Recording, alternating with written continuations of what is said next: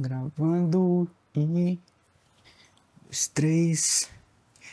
Eu já fiz alguns vídeos aqui no canal falando sobre o HDR-PQ da Canon R7 e da Canon R10 e depois de fazer alguns testes eu decidi filmar um casamento inteiro em HDR-PQ e hoje eu vou compartilhar as minhas considerações com vocês aqui nesse vídeo. Eu costumo dizer até que a gente é, além de namorado, marido, noivo, ele é meu melhor amigo. Então, assim, ele sempre me deu a abertura para eu ser eu mesma.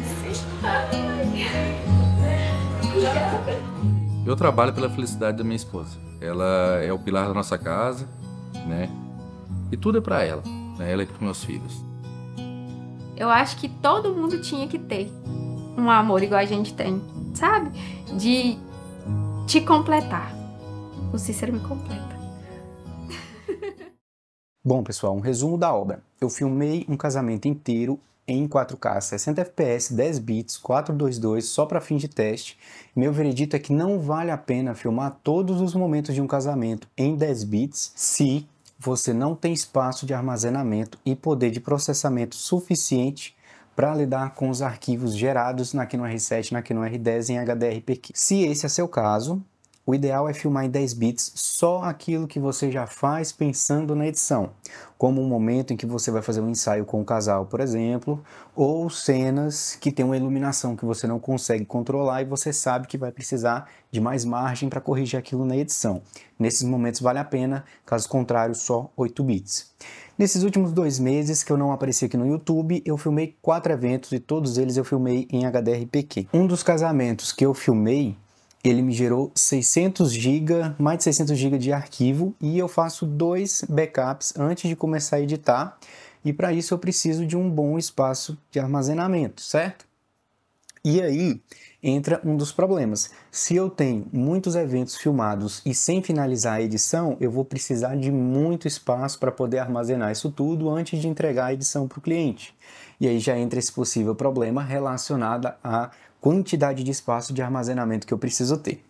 Um outro problema é o processamento dos arquivos na edição. Eu tinha 2 casamentos seguidos em 2 fins de semana em uma cidade longe daqui da minha cidade.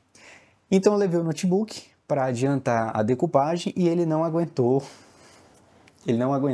rodar os projetos de edição, nem no Premiere, nem no DaVinci, ambos com proxy em baixa resolução, numa timeline de 1080p e eu passei raiva com ele porque ele não conseguiu rodar nada e eu não consegui adiantar nada da edição nessa semana que eu fiquei fora da minha cidade. E a configuração do notebook nem era tão ruim assim, tá? Era um Acer i5 da 7ª geração, 20 GB de RAM, um SSD M2 de 250 GB, uma placa de vídeo de 4 GB da Nvidia e mesmo assim eu passei muita raiva com ele. Tá? Então não valeu de nada. Eu voltei com os arquivos para casa e editei ali no PC e aí foi tranquilo rodar. Só que esse arquivo de extensão H265 ele é horrível, é pesado, ele é muito comprimido e o programa de edição ele não lida muito bem com esses arquivos. Então seu computador ele precisa ter um bom poder de processamento, caso contrário você vai passar raiva, tá? Então, se você está pensando em usar HDR-PQ para fazer grandes eventos, documentários, casamentos, etc., você precisa entender que todo o seu setup tem que estar pronto para a demanda que esses arquivos vão gerar. Demanda de armazenamento e demanda de processamento. Porque, caso contrário, sua vida vai virar um caos, tá? Eu passei raiva por uma semana com o notebook que não aguentou fazer essa edição. E se eu dependesse só dele, todas as edições iriam atrasar e tudo viraria uma enorme bola de neve aqui nas edições que eu teria que entregar para os clientes e eu ia ficar louco. Eu diria que o único ponto positivo de filmar em HDR-PQ é a possibilidade de você usar um arquivo filmado em 10 bits e ter uma boa margem de edição de cor. Agora eu vou deixar bem claro aqui, ó. Eu sou a favor de sempre acertar no momento de gravar e usar as características que o seu equipamento tem para somar ao resultado final, certo? Nada de arrumar na edição. Porém, em eventos, a imprevisibilidade ela é muito comum e nem sempre dá tempo da gente acertar tudo. Então a gente faz o take e acerta na edição. Às vezes isso acontece. Por exemplo, às vezes a iluminação do lugar muda. Às vezes eu estou fazendo making off utilizando a luz da janela e chega alguém no quarto da noiva e acende a luz de teto, que é aquela luz quente. e aí vira aquela bagunça na imagem, e se eu tenho uma imagem em 10 bits, eu vou ter uma grande margem de correção e vou conseguir regularizar o balanço de branco.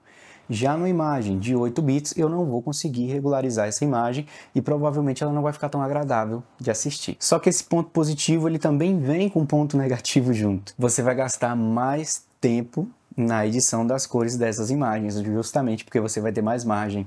Pode parecer até óbvio, só que quando você filma um evento de mais de 10 horas, com 3 câmeras diferentes, e você vai ter que fazer a colorização e correspondência de cor dessas 3 câmeras em takes de um vídeo final de 30 a 40 minutos, o tempo de edição ele aumenta muito.